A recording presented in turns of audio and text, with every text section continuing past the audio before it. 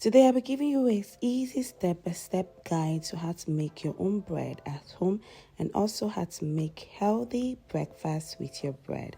Welcome to the sumptuous side of YouTube. My name is Teresa Metoka and you're highly welcome to my channel today. So when it comes to baking, accuracy is the key. So when you are measuring, make sure you are using a kitchen scale so that you can always have accurate measurements. But if you don't have a kitchen scale, then a measuring cup can do. But I will advise that you should get a kitchen scale to always have the accurate measurement.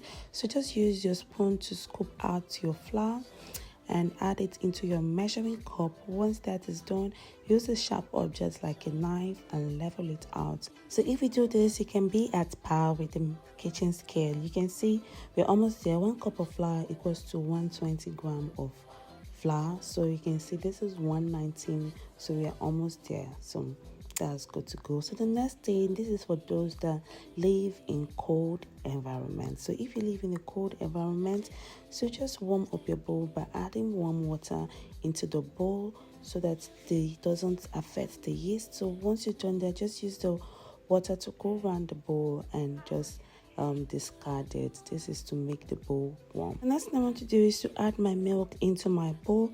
So it's very important to know the right temperature of the milk. So the milk you want to use is a warm milk. You should be able to dip your fingers into the milk. So the milk shouldn't be too hot, because if it's hot, it's going to kill the yeast, and that's not what we want. You should be able to dip your fingers into the warm milk and it shouldn't hurt you. So that is what you use as the milk. You can use water as well in doing this. So in here I just added my yeast and I'm using instant dry yeast. So if you are making use of active dry yeast, you want to activate it just as the way I've added my milk and I've added the yeast, and I also added sugar in here. Just mix together and allow this to rest for 5 to 10 minutes. This is to activate the yeast. When you see bubble on it, that's when you know that your yeast is ready. So this is for those that are making use of active dry yeast. But if you're making use of instant dry yeast, you don't have to do this procedure.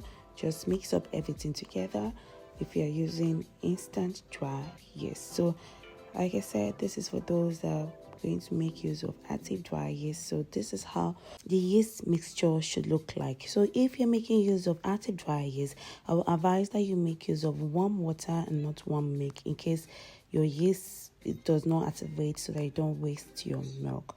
So check the description box for the ingredients measurement. So into there I just added in all-purpose flour. I thought I was featuring, but I wasn't. So that's what I just did here. I just saved in all-purpose flour and added salt. So mix everything together using a spatula.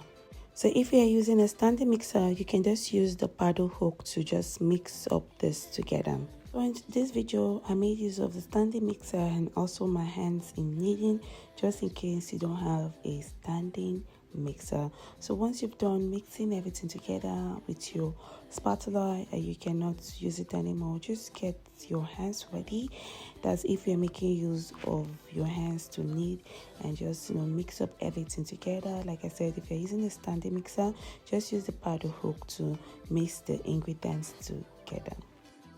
What we are doing here is to combine all the ingredients together. This is not the proper kneading of the dough, so just combine all the ingredients together. At this point, your dough should be a bit stiff. Do not be dismayed. Just continue kneading.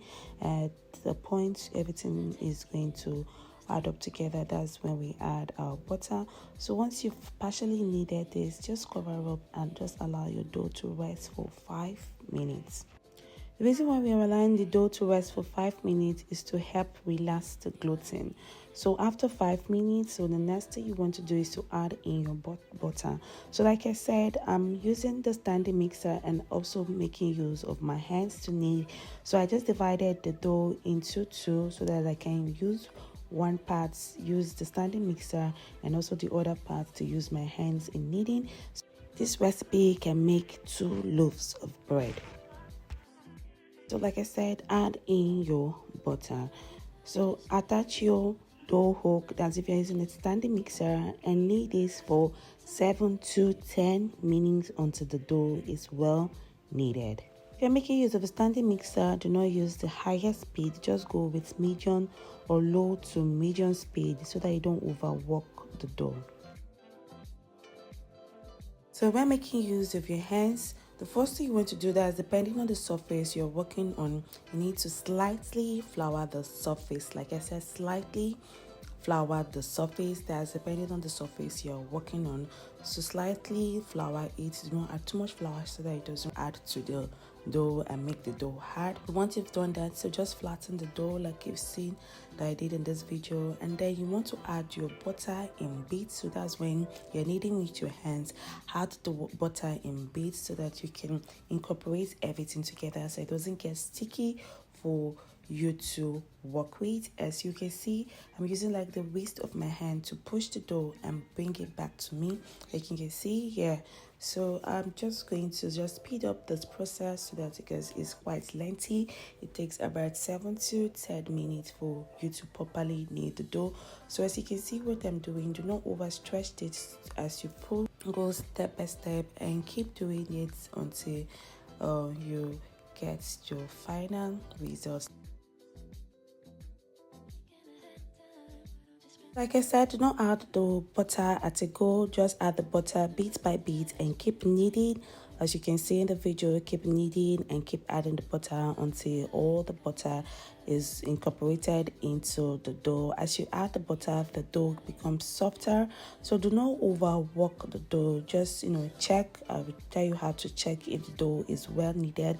It should take about, let me just say, 10 minutes for this dough to be kneaded properly, but do not go overboard when you are kneading. Just take it step by step and keep kneading to form the dough. If you're new to my channel, it's great to have you here. My name is Tavisa Metakar. You can connect with me by clicking on the subscribe button, turn on your post notifications to get notified when I drop a new video. You can also give this video a like and comment below. I would love to hear from you. So once you kneaded the dough to a point, add in little vegetable oil in the bread dough. This can help to make the bread softer and easier to handle, and also is going to add more flavor, and it's also going to help make the bread stay moist and fresh longer. So even the one in the standing mixer too, I added vegetable oil to it as well. So you just need for 2 more minutes and you have the perfect dough. So like I said, kneading can take between 7 to 10 minutes for your dough to be well kneaded. As you can see, my dough is well kneaded. You can see how stretchy it is. So that's how your dough should be. So you know that you've kneaded your dough very well, and then form it into a ball.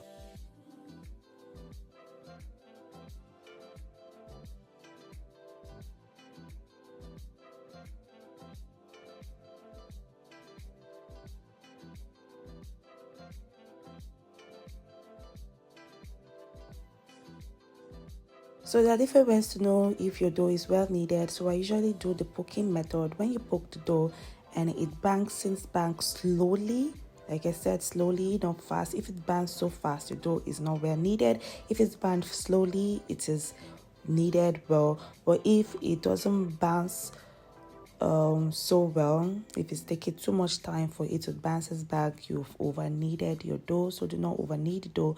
As you can see, as I poke it, it took just slowly for it to bounce back, and it has bounced back. So just cover the dough and allow it to rest for an hour or until it doubles in size. I usually used to place my dough in the oven for it to double in size. So just place it in an oven or your microwave that is not on and let it double in size. So it can take between, like I said, an hour, or it can even take more than an hour. So it can take like an hour, 30 minutes. So just watch it dough. If it has doubled in size, that means you can now move to the next process. I'll be telling you about that. So this is the one that I needed with the standing mixer as well. So I'm going to place in a dark environment. Like I said, you can place in your oven that is not on, you can place in the microwave that it is not on. So after an hour, my dough has doubled in size. So the next thing we're going to do is just to deflate it. Live in an environment that is cold, you can just preheat the oven for 40 seconds, just put it off and put your bread dough in there. For those that stay in an environment that is not warm, so that's what you want to do. Just preheat your oven for 40 seconds, put it off and put your bread dough inside in order for it to double in size. So I've deflated my dough to remove excess air bubbles. Please do that, is very important. And then just flour your kneading surface and use your rolling pin and just roll out the dough. So you just want to roll your dough into 1/2 inch thickness. So just use your eye to just boil it to just 1/2 inch thickness. So do not go overboard with the rolling of the dough. If you want to try different type of bread, I have lots of different type of bread. So I'll be dropping some of the link in the description box below. So do well, after you finish watching this video, go check those link in the description box below on different method to make different type of bread. You're going to enjoy each and every one of it. So once your bread has been rolled into a 1/2 inch thickness, so the next thing you want to do is to roll it up. So you stretch and you tuck it in and roll, stretch, tuck it in and roll.